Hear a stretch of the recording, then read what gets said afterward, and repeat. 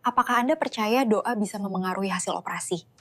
Saya percaya doa tidak menggantikan usaha dokter, tapi doa memberi ketenangan. Bayangkan, seorang dokter wanita Jepang bernama Rin, profesional dan rasional, tiba-tiba terdiam di ruang operasi saat menangani Jaka, pasien Muslim asal Indonesia. Di tengah prosedur medis yang seharusnya berjalan normal, sesuatu yang tak pernah ia pelajari di dunia kedokteran justru terjadi di depan matanya. Apa yang sebenarnya dilihat Rin, dan mengapa kejadian ini mengubah pandangannya selamanya? Namun, sebelum kita lanjut ke cerita selengkapnya, bagi yang beragama Islam, mari kita menuliskan sholawat Nabi Muhammad. Semoga sholawat ini menjadi saksi agar kita mendapat syafaat Nabi di akhirat kelak. Like dan subscribe ke channel Kisah Cahaya Ilahi sangat membantu kami untuk terus bersemangat membagikan cerita-cerita yang inspiratif. Pagi itu, Rumah Sakit Metropolitan Tokyo berdiri seperti biasa. Dingin, rapi, dan nyaris tanpa celah. Di balik dinding kaca dan lorong-lorong steril berwarna putih pucat, rutinitas medis berjalan dengan presisi khas Jepang. Jam di dinding menunjukkan pukul 08.17 ketika Dr. Rin Yamamoto melangkah masuk ke ruang operasi nomor 7. Langkahnya tenang, wajahnya datar, dan pikirannya fokus sepenuhnya pada prosedur yang akan ia pimpin. Rin dikenal sebagai dokter bedah yang rasional. Ia tidak percaya pada kebetulan, apalagi hal-hal mistis. Baginya, segala sesuatu bisa dijelaskan oleh ilmu pengetahuan, data, dan pengalaman klinis.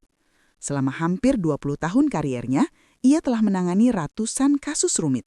Dari operasi jantung hingga trauma berat, tanpa pernah membiarkan emosi mengganggu ketepatan tangannya. Namun pagi itu, entah mengapa, ada sesuatu yang terasa berbeda. Pasien yang akan ia tangani bernama Jaka Pratama, pria berusia 32 tahun asal Indonesia. Jaka dibawa ke Jepang beberapa hari lalu setelah mengalami kecelakaan kerja serius yang menyebabkan pendarahan internal. Kondisinya stabil, namun operasi tetap harus dilakukan sesegera mungkin untuk mencegah komplikasi yang lebih parah. Rin sempat membaca berkas medis Jaka dengan cepat. Semua terlihat normal. Golongan darah sesuai, tekanan darah stabil. Tidak ada riwayat penyakit kronis yang mencurigakan. Tapi satu catatan kecil menarik perhatiannya. Agama, Islam. Rin tidak terlalu memikirkannya. Ia terbiasa menangani pasien dari berbagai latar belakang. Dan baginya, keyakinan pasien jarang berpengaruh pada tindakan medis. Di dalam ruang operasi, Jaka sudah terbaring di atas meja bedah. Wajahnya terlihat pucat, namun ada ketenangan aneh yang memancar dari rautnya. Bibirnya bergerak pelan, nyaris tak terdengar, seolah melafalkan sesuatu sebelum obat bius bekerja sepenuhnya. Rin sempat melirik sekilas. Apa yang ia ucapkan? Tanyanya singkat kepada perawat. Perawat itu mengangkat bahu. Mungkin doa, dokter? Rin mengangguk kecil. Ia kembali memusatkan perhatian pada prosedur. Lampu operasi dinyalakan. Alat-alat bedah tersusun rapi. Monitor detak jantung mulai menampilkan irama yang stabil. Semua berjalan sesuai protokol.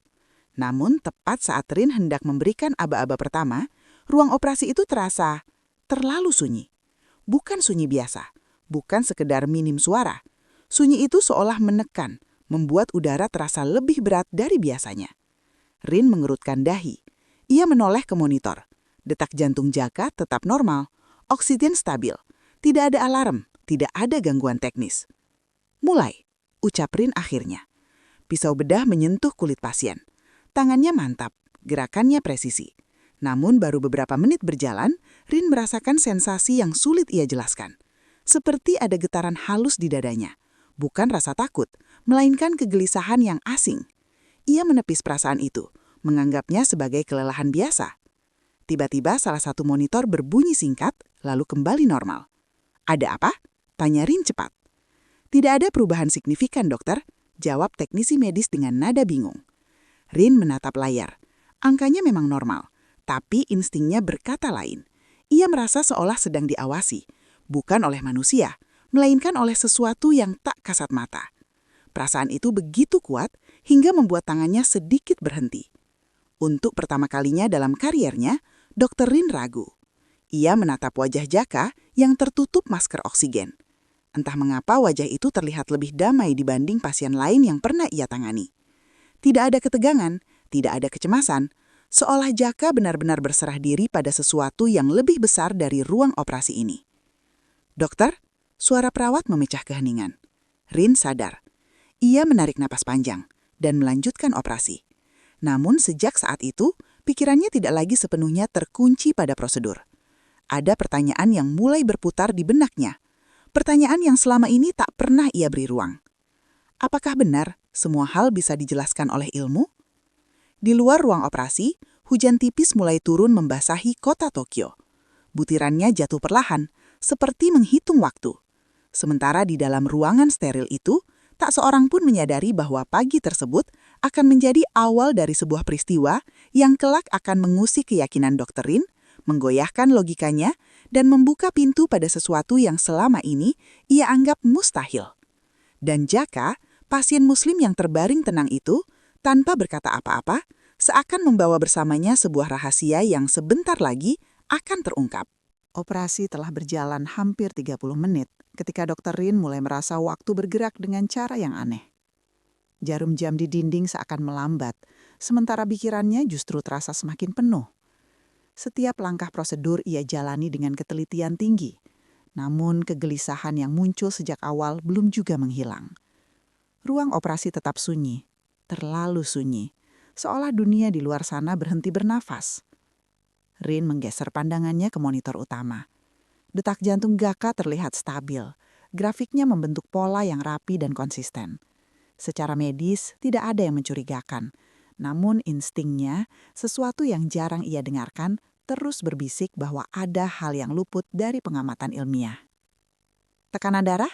tanya Rin tanpa menoleh. "Normal, dokter," jawab perawat anestesi dengan suara mantap. Rin mengangguk, tangannya kembali bekerja. Ia membuka jaringan dengan hati-hati, mengikuti peta anatomi yang telah ia hafal di luar kepala. Tapi tepat saat ia hendak melangkah ke tahap berikutnya, monitor detak jantung berbunyi lagi. Kali ini lebih lama. Bunyi bip itu memantul di dinding ruangan, memecah keheningan yang menekan sejak awal. Semua mata tertuju ke layar. Aneh, grafik detak jantung Jaka membentuk pola yang tidak biasa. Bukan aritmia berbahaya, bukan juga gangguan listrik biasa. Polanya teratur, namun ritmenya terasa berbeda. Terlalu sinkron, seolah mengikuti irama tertentu. "Apakah alatnya bermasalah?" tanya Rin cepat. Teknisi medis memeriksa kabel dan sensor. "Semua terpasang dengan benar, dokter." Rin menelan ludah. Ia mencoba menenangkan diri. Dalam dunia medis, ketenangan adalah segalanya. Kepanikan kecil bisa berujung pada kesalahan fatal. Namun kali ini yang ia rasakan bukan panik, melainkan kebingungan yang mendalam. Tanpa sadar, Rin kembali menatap wajah Jaka. Mata pasien itu tertutup rapat, napasnya teratur. Bibirnya tidak lagi bergerak, namun ekspresi damai itu masih ada, seolah ia berada di tempat yang jauh dari meja operasi ini. "Lanjutkan," ujar Rin akhirnya. Pisau bedah kembali bergerak. Menit demi menit berlalu, namun keanehan justru semakin terasa. Setiap kali Rin hendak melakukan sayatan tertentu, monitor berbunyi pelan, lalu kembali normal ketika ia menyesuaikan gerakannya. Seolah ada sesuatu yang memberi isyarat atau peringatan. "Ini tidak masuk akal," gumam Rin begitu pelan hingga hampir tak terdengar. Perawat di sampingnya saling bertukar pandang, namun tak seorang pun berani bertanya. Mereka mempercayai kemampuan Rin sepenuhnya. Jika ia masih melanjutkan operasi, berarti situasinya masih terkendali. Di dalam benaknya, Rin berusaha mencari eksplanasi rasional. Stres, kelelahan, sugesti bawah sadar karena mengetahui latar belakang pasien, semua kemungkinan itu berputar, namun tak satu pun terasa memuaskan. Tiba-tiba, layar monitor kembali berubah. Kali ini bukan sekedar bunyi. Angka detak jantung menurun perlahan, lalu berhenti sesaat. "Dokter!" seru perawat. Rin merasakan jantungnya sendiri berdegup keras. "Siapkan defibrilator." Namun sebelum alat itu sempat digunakan, monitor kembali menunjukkan detak, stabil, rapi, seolah tidak pernah terjadi apa-apa. Seluruh ruangan terdiam, tak ada yang berbicara, bahkan suara napas mereka sendiri terasa terlalu keras. "Bagaimana mungkin?" bisik teknisi medis. Rin menegakkan tubuhnya. Keringat dingin mulai terasa di pelipisnya. Dalam 20 tahun karier, ia belum pernah menyaksikan pola seperti ini. Secara teori, kondisi barusan seharusnya berbahaya, namun Jaka justru terlihat aman. Untuk sesaat, pikiran Rin melayang pada ucapan perawat pagi-pagi. Tentang doa, tentang keyakinan. Ia segera menepisnya. Ia tidak boleh membiarkan pikiran irasional menguasai ruang operasi. Namun kenyataannya, keanehan itu terus berulang. Setiap kali Rin merasa ragu, setiap kali tangannya sedikit melambat, monitor kembali berbunyi pelan, seolah menuntunnya. Dan setiap kali ia menyesuaikan diri, semuanya kembali normal. Pola itu begitu konsisten hingga tak mungkin disebut kebetulan. Rin menarik napas panjang. "Saya ingin mengganti pendekatan sayatan," katanya tegas. Tim medis mengangguk. Prosedur disesuaikan. Ajaibnya, sejak itu, monitor berhenti berbunyi. Detak jantung Jaka mengalir stabil, tanpa gangguan sedikit pun. Operasi pun akhirnya memasuki tahap akhir. Saat Rin menjahit luka terakhir, ia menyadari sesuatu yang mengganggunya jauh lebih dalam daripada keanehan medis tadi. Ia menyadari bahwa untuk pertama kalinya, ia telah mengikuti sesuatu selain logika dan pelatihan. Ia telah mengikuti perasaan. Dan hasilnya, pasien selamat. Saat Jaka dipindahkan ke ruang pemulihan, Rin berdiri diam di ruang operasi yang kini terasa berbeda. Sunyi itu tidak lagi menekan, justru terasa lapang, seolah beban yang tak terlihat telah diangkat. Rin menatap tangannya sendiri, lalu berbisik pelan. Apa sebenarnya yang baru saja terjadi?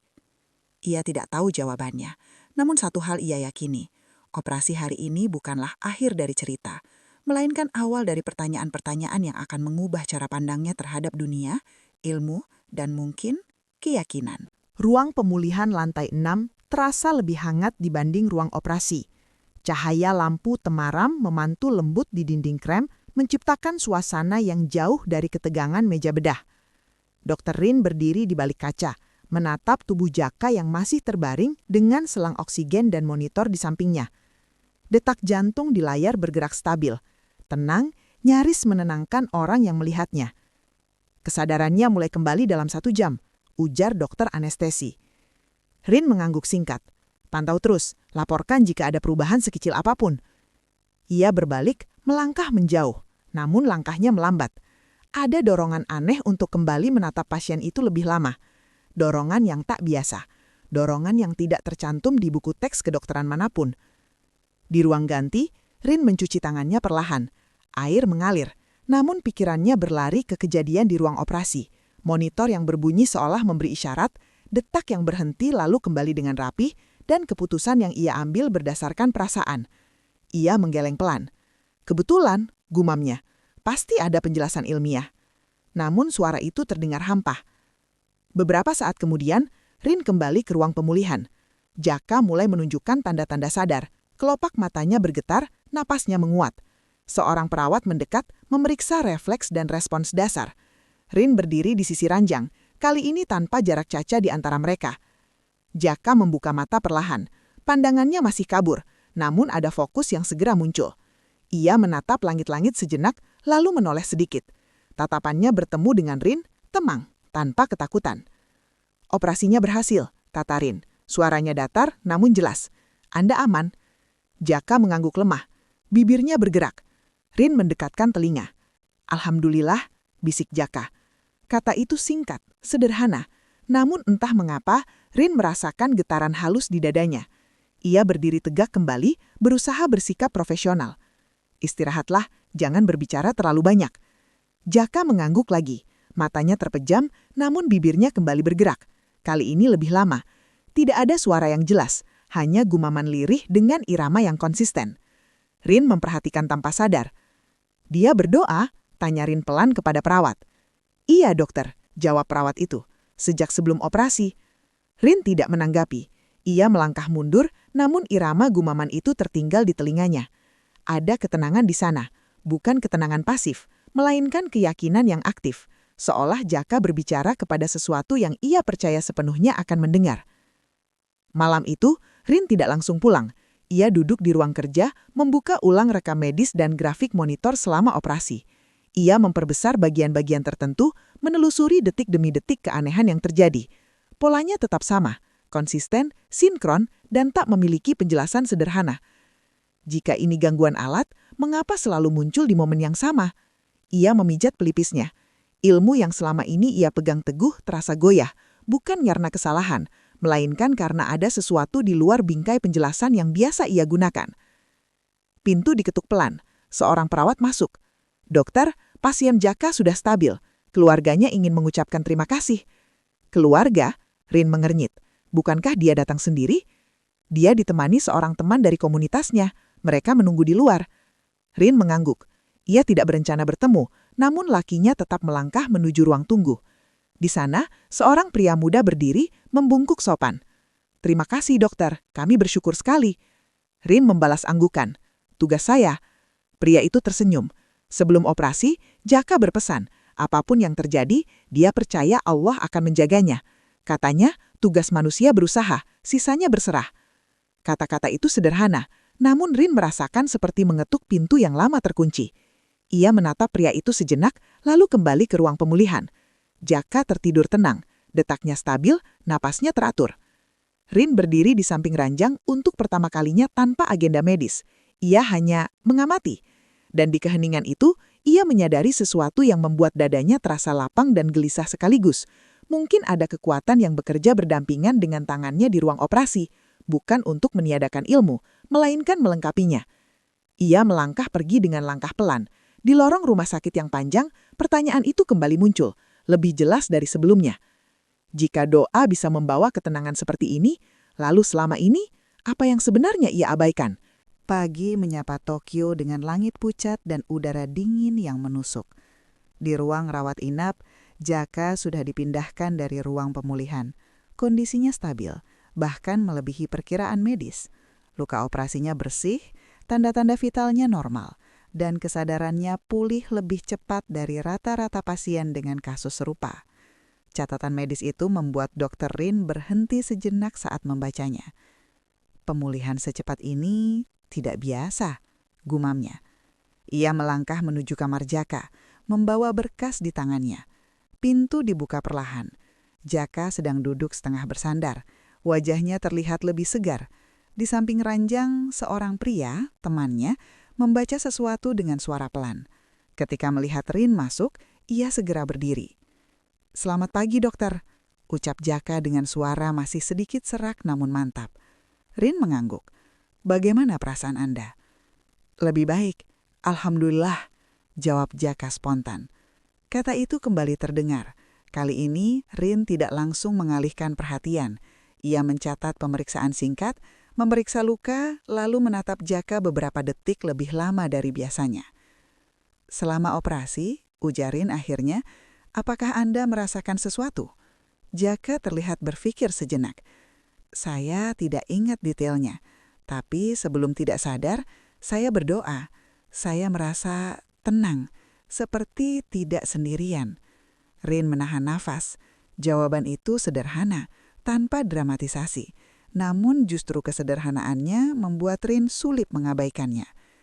"Apakah Anda percaya doa bisa mempengaruhi hasil operasi?" tanya Rin, nadanya hati-hati, hampir seperti menguji. Jaka tersenyum tipis.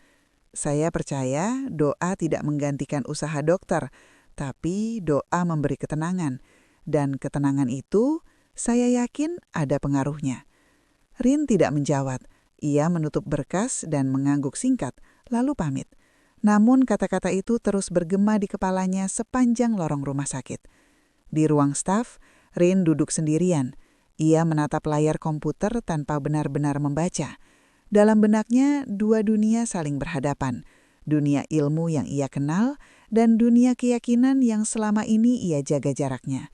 Ia tidak menolak agama, namun juga tidak pernah memberi ruang lebih dari sekedar formalitas sosial.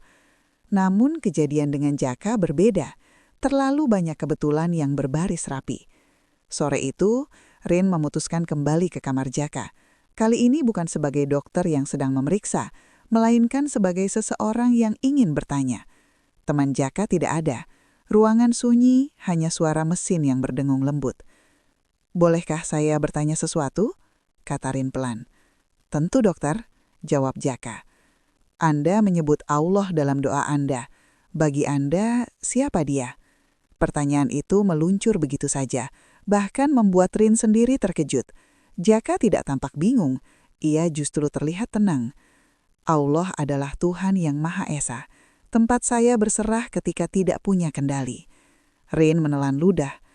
Anda tidak takut menjalani operasi besar di negara asing, ditangani dokter yang keyakinannya berbeda? Jaka tersenyum lebih lebar. Takut itu ada, tapi saya percaya kebaikan bisa datang melalui siapa saja, termasuk melalui tangan dokter. Kalimat itu menghantam Rin dengan lembut namun tepat. Ia berdiri di sana, merasa sesuatu di dadanya menghangat, perasaan yang jarang ia rasakan di ruang medis. Malamnya, Rin pulang dengan pikiran yang belum pernah seramai ini. Di apartemennya yang rapi dan sunyi, ia duduk di depan jendela, menatap lampu kota Tokyo. Untuk pertama kalinya, ia membuka pencarian di ponselnya, bukan jurnal medis, melainkan pertanyaan sederhana. Apa itu Islam? Ia membaca perlahan, tentang doa, tentang ketenangan, tentang berserah diri. Tidak ada yang terasa asing, namun juga tidak sepenuhnya ia pahami. Ada bagian yang membuatnya berhenti lama, tentang keyakinan bahwa segala sesuatu terjadi dengan izin Tuhan. Jika begitu, di mana tempat ilmu? Bisiknya. Pertanyaan itu tidak membuatnya menjauh.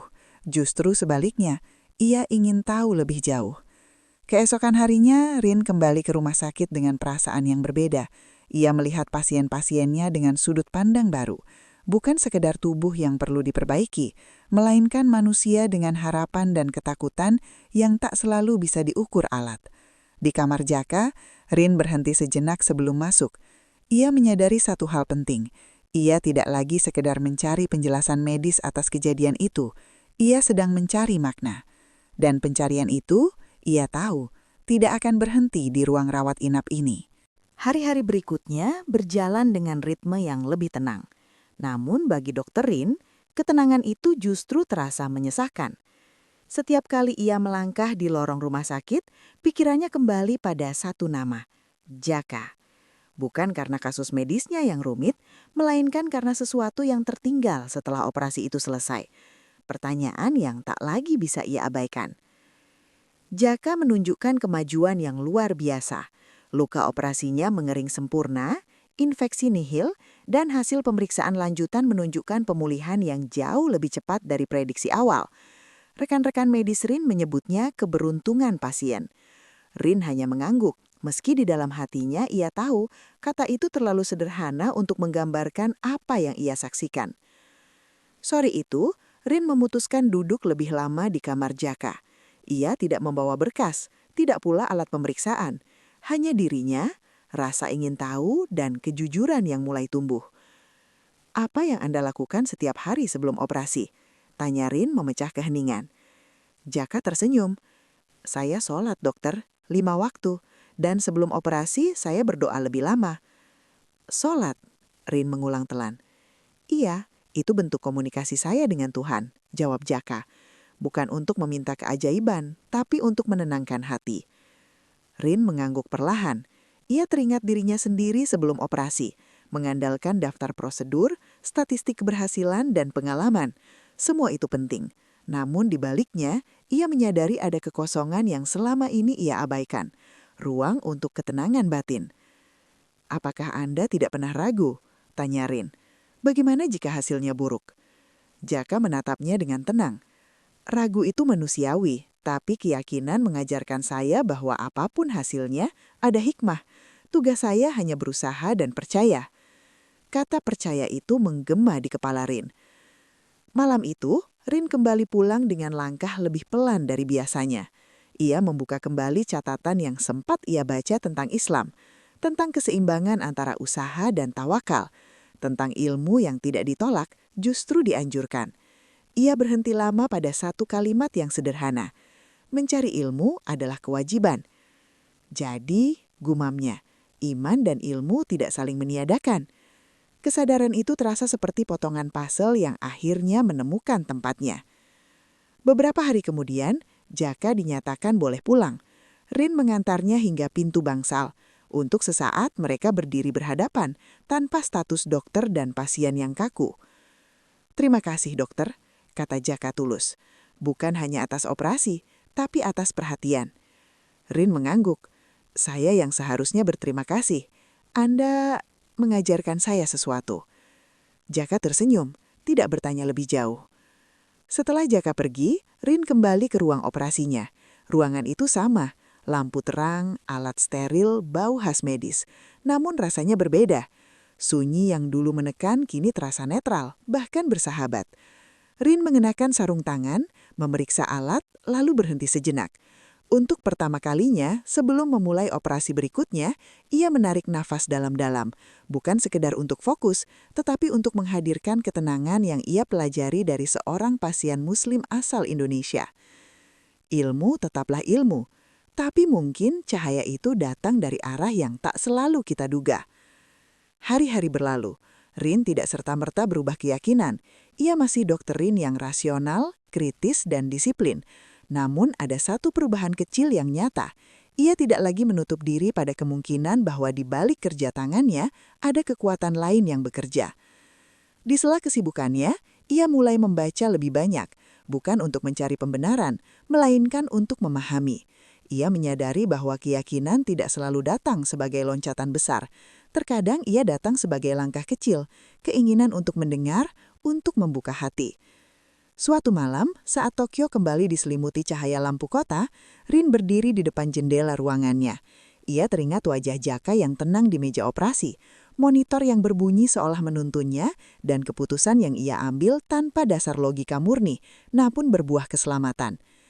Jika ada cahaya, mungkin tugasku bukan menolaknya, tapi belajar melihat. Di titik itu, Rin menyadari satu hal penting. Perjalanan ini bukan tentang berpindah keyakinan secara tiba-tiba, melainkan tentang keberanian untuk mengakui bahwa dunia lebih luas dari apa yang ia pelajari di bangku kedokteran. Dan kisah ini, ia tahu bukan tentang keajaiban semata, melainkan tentang pertemuan dua jalan, ilmu yang ia yakini, dan cahaya yang perlahan mengetuk hatinya. Kisah Dr. Rin dan Jaka mengajarkan kita bahwa hidup tidak selalu berjalan hanya dengan logika dan perhitungan. Ada saatnya ilmu bekerja seiring dengan ketenangan hati. Dan ada momen ketika keyakinan menghadirkan cahaya di tempat yang tak pernah kita duga.